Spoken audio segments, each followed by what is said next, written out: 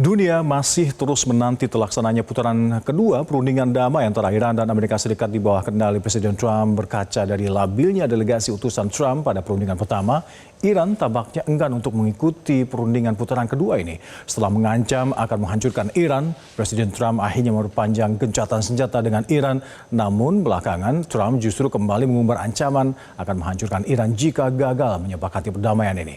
Akankah kesepakatan damai ini akan tercapai atau Amerika Serikat dan Iran sedang mempersiapkan peningkatan eskalasi? Kami telah menyiapkan reportasenya untuk Anda berikut ini. Sebelumnya, Trump membuat keruh suasana dengan mengumbar ancaman terhadap Iran. Saat ditanya wartawan di pesawat, Presiden Trump menyatakan jika kesepakatan damai tidak tercapai hingga masa gencatan senjata berakhir, akan memerintahkan militer Amerika Serikat kembali melakukan agresi ke Iran. If you don't have a deal by Wednesday when the ceasefire ends, will you extend the ceasefire or will you start attacks again? Maybe I won't extend it. Okay. But the blockade is going to remain. But maybe I won't extend it. So you have a blockade, and unfortunately we'll have to start dropping bombs again. Thank you very much, everybody. Thank you. I think it's going to happen. Ancaman Trump disambut tegas pemimpin tertinggi Iran yang mengatakan bahwa Angkatan Laut Iran siap untuk memberikan kekalahan telak kepada musuh-musuhnya. در صفوفی متراکم و مستحکم دوشادوش دیگر مجاهدان نیروهای مسلح با دو ارتش رأس جبهه کفر و استکبار پنجه در افکنده و ضعف و مذلت آنان را در انظار جهانیان نمایان ساخته است. همانطور که پهپادهای آن صاعقه وار بر جانیان آمریکایی و صهیونی وارد می آید، نیروی دریایی دلاورش آماده است تا تلخی شکستهای جدیدی را به کام دشمنان بچشاند. Ketua Komite Keamanan Nasional Parlemen Iran juga menegaskan Iran tidak dapat ditekan. Presiden Trump harus menunjukkan kesantunan serta rasa hormat sebelum mengajukan permintaan kepada Iran. این تنگه است که در کنترل کامل و هوشمندانه ایران اسلامی است. هر زمانی با مقتضیات خودش از این تنگه استفاده میکنه و آمریکایی‌ها باید بپذیرن که اینجا محل قلدری نیست، محل گردنکشی نیست، اینجا محل تواضع هست، محل ادب و احترام به ملت ایران هست و اینجا باید بدونه که باید به ملت بزرگ ایران سلام کنه، ادب کنه، احترام کنه و تقاضاهاش رو مطرح کنه. Pemerintahan Presiden Trump tengah berupaya mengontrol Selat Hormuz. Kapal perang Amerika Serikat bahkan menembaki sebuah kapal berbendera Iran yang tengah berlayar di Laut Oman. Kapal kargo bernama Tosca disebut dalam perjalanan pulang dari China. CENTCOM dan Presiden Trump mengakui kapal perusak USS Prudence menembaki ruang mesin Tosca dengan meriam 5 inci. Sebuah rekaman video juga merekam aksi pasukan marinir Amerika Serikat yang membajak dan mengambil alih kapal Tosca. Setelah Tosca berhenti karena mesinnya rusak ditembaki.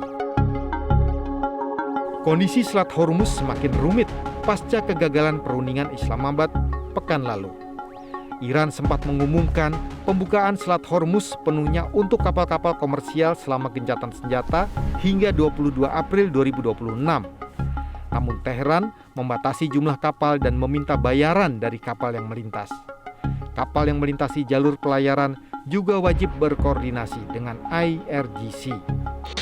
Namun Presiden Trump justru memblokade Selat Hormuz untuk menutup pelabuhan Iran hingga tercapai kesepakatan damai. This will be a great and brilliant day for the world because Iran has just announced that the Strait of Hormuz is fully open and ready for business and full passage.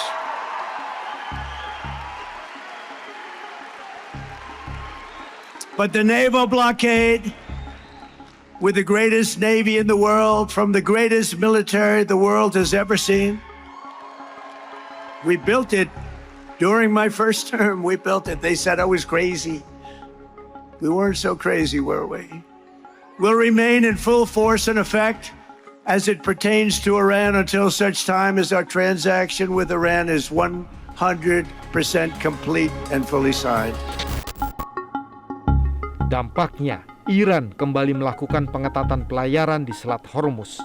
Penutupan Selat Hormuz merupakan respons langsung atas blokade laut oleh Presiden Trump terhadap kapal dan pelabuhan Iran. Kendali atas Selat Hormuz dikembalikan ke status sebelumnya. سخنگوی قرارگاه مرکزی خاتم الانبیا اعلام کرد در پی بدعهدی مکرر آمریکا وضعیت تنگه هرمز به حالت قبل یعنی کنترل شدید برگشت و این تنگه راهبردی تحت مدیریت و کنترل شدید نیروهای مسلح قرار دارد. بنابر اعلام سخنگوی قرارگاه مرکزی خاتم الانبیا، ایران پیرو توافقات قبلی در مذاکرات صورت گرفته و با حسن نیت با عبور شمار محدودی از کشتی‌های نفتکش و تجاری از تنگه هرمز به صورت مدیریت شده موافقت کرد، اما آمریکایی‌ها با بدعهدی‌های مکرر مسبوق به سابقه همچنان به راهزنی و دزدی دریایی تحت عنوان به اصطلاح محاصره ادامه میدهند. سخنگوی قرارگاه مرکزی خاتم الانبیا همچنین گفت تا زمانی که آمریکا به آزادی کامل تردد شناورها از مبدأ ایران به مقصد و از مقصد به مبدأ ایران پایان ندهد، وضعیت تنگه هرمز به شدت کنترل و به حالت قبلی باقی میماند. Namun Presiden Trump justru naik darah dan balik menyalahkan Iran. Trump masih berkeyakinan bahwa pembicaraan Amerika Serikat dan Iran berjalan baik. And we'll be talking about Iran later. We have very good conversations going on. It's working out very well. They got a little cute as they have been doing for 47 years. Nobody ever took them on. We took them on. They have no Navy. They have no Air Force. They have no leaders, they have no nothing. Actually, their leaders it is regime change. You call that enforced regime change. But we're talking to them. They wanted to close up the strait again, you know, as they've been doing for years. And they can't blackmail us. Perundingan perdana antara Iran dan delegasi pemerintahan Presiden Trump pekan lalu di Islamabad memang berakhir hampa. Namun pertemuan tersebut dinilai menjadi titik awal penting dalam membuka kembali jalur diplomasi antara Washington dan Teheran. Meski baru pada tahap rencana, pemerintah Pakistan terus mempersiapkan diri untuk menjadi tuan rumah bagi pembicaraan damai lanjutan antara Iran dengan Amerika Serikat. Personel keamanan tampak melakukan pemeriksaan acak dan memasang barikade.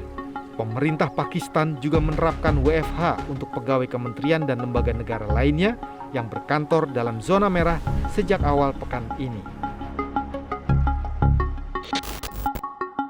Marak diberitakan perundingan ronde kedua akan digelar pekan ini, menjelang berakhirnya masa gencatan senjata antara Iran dan Amerika Serikat. Kesediaan untuk saling memberi konsesi akan menjadi kunci suksesnya diplomasi.